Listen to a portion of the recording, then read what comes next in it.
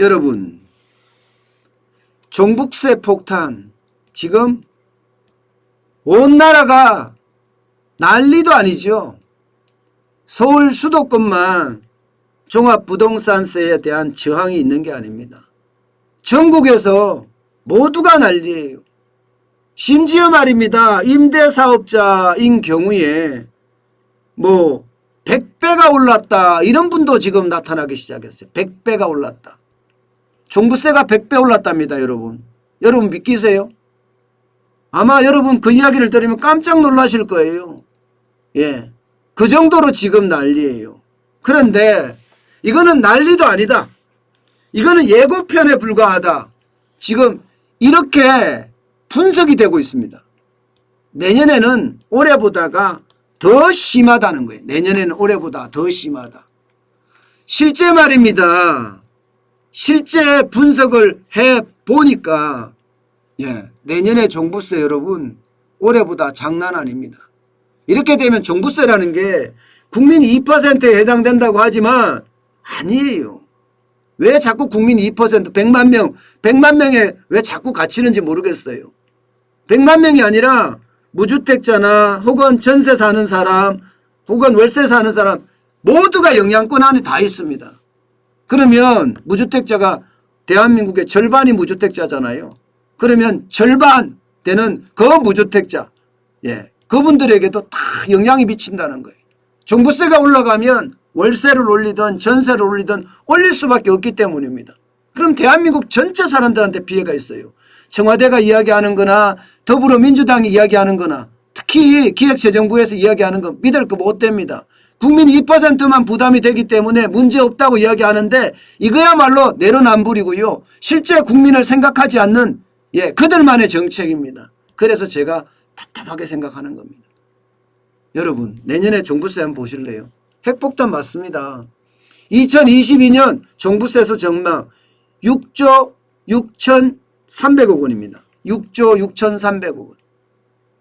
이 정도 세수는요. 엄청나게 오른다는 세수가 될 수밖에 없어요. 올해만 하더라도 이게 5조가 넘었는데 지금 6조가 넘는다고 하면 여러분 이거야말로 폭탄에 또 폭탄이 될 수밖에 없는 거죠. 저는 이런 자체를 2%로 자꾸 규정 짓고 국민 전체에 해당되는 것을 마치 2%에 해당되는 것처럼 갈라치게 하는 자체가 저는 무서워요. 저는 무서워요. 올해도 많은데 내년에도 이렇게 많아진다는 그 사실이 말입니다. 여러분 왜 이렇게 많이 오를까요? 당장 한번 볼까요? 내년 집값 아마 꽤 오를 겁니다.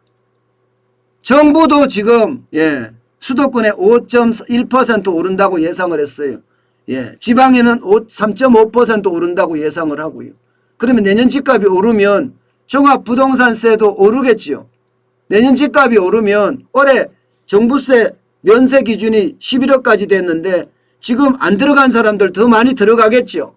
그러면 종부세 인원이 더 늘어나게 되고 종부세 금액은 더 커지게 됩니다.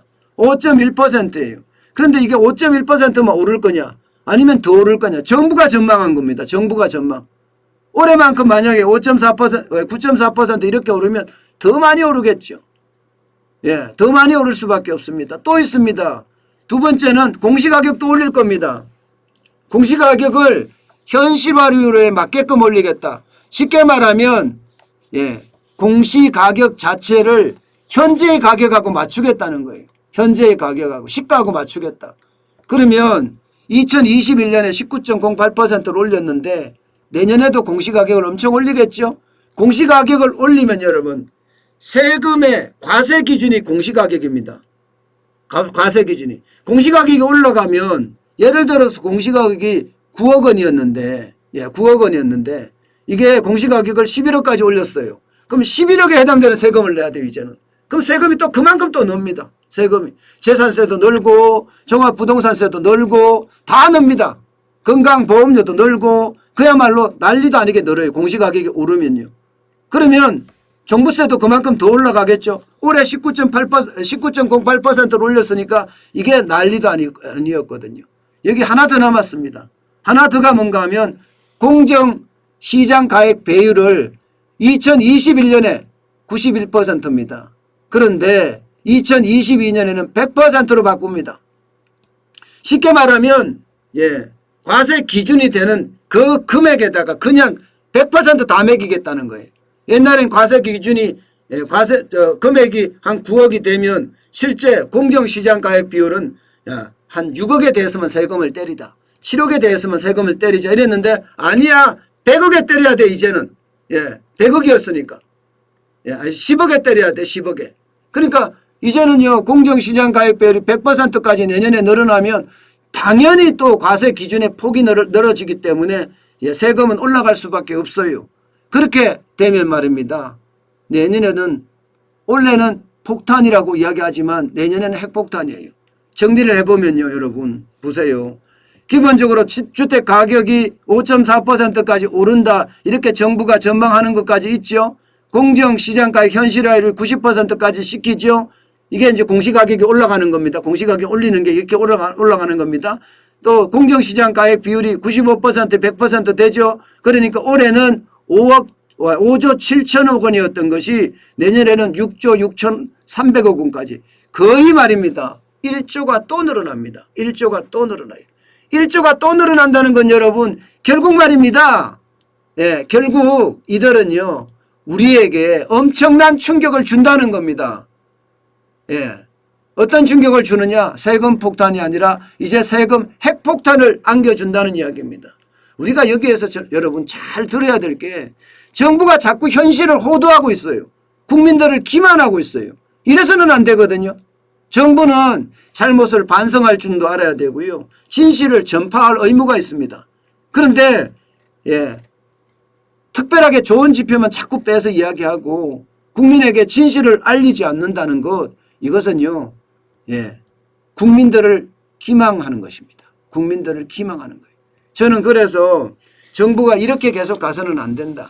진실은 진실할 줄 알아야 되고 잘못은 사과할 줄 알아야 되는데 과연 이 정부는 사과하는 사람도 없고 도대체 나라 꼴을 왜 이렇게까지 만드느냐 그런 생각을 할 수밖에 없습니다.